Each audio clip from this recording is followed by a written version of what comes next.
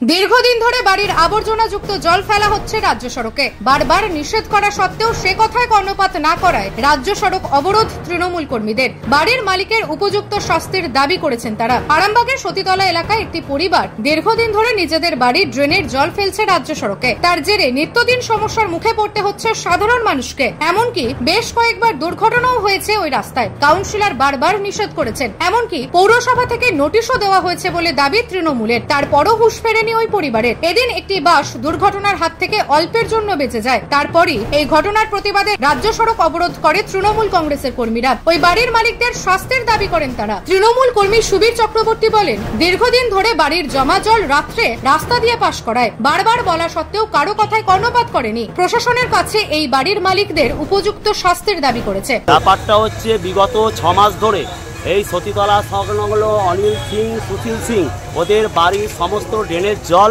পায়খানা বাথরুমের জল এই রাস্তা দিয়ে পাস করাচ্ছে। রাস্তার ধারে সারি সারি বাড়ি, কারো জল পাস হয়নি। এদিকে অনেক করার চেষ্টা করা হয়েছে যে আপনারা নিজেরা সব চেম্বার করুন। কাউন্সিলর পর্যন্ত বলেছে, পৌরসভা থেকে নোটিশ পর্যন্ত করে দিয়েছে।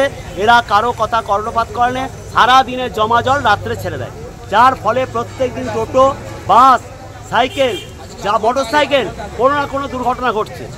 এদিকে হাজারবার বলা সত্ত্বেও এরা নিজেকে শোধরায় নেয়। আজকে একটা বাস পাল্টি হতে হতে রয়ে গেল, যার জন্য আমরা তৃণমূল কংগ্রেসের পক্ষ থেকে আজকে এই অবরোধটা আরম্ভ করেছি।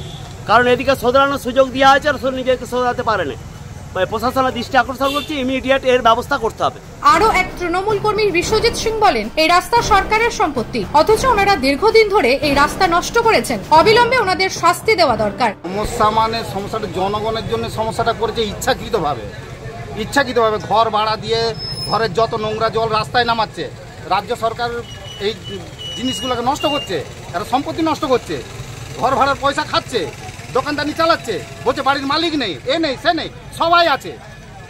ও জানে না এখন তো কোদাল করে এখানে জলটা বন্ধ করা উচিত, যে রাস্তায় কেন নামাবো জলটা। এত গাড়ি ঘোড়া দাঁড়িয়ে গেছে, এত জনগণ কষ্ট পাচ্ছে, সেগুলো তো দেখতে পাচ্ছে না। সে কোথায় লুকিয়ে রয়েছে, তাকে কেন বার করছে না কেউ? এটা চাই যে এটা সলিউশন হোক, ওর বিচার হোক, ওর ব্যবস্থা হোক। ও এতদিন ধরে কেন ফেলেছে? ওর তো সম্পত্তি না, এটা সরকারের সম্পত্তি, ও নষ্ট করে কে? তবে এই প্রসঙ্গে অভিযুক্ত পরিবারের সদস্য রূপা সিংহ বলেন, বাড়ির অভিভাবকেরা এই বিষয়ে বলতে পারবেন, আমি কিছু জানি না। আমার বলার কিছু নেই। গার্জেন যদি করে তারা ভালো করবে, আমি কি করবো?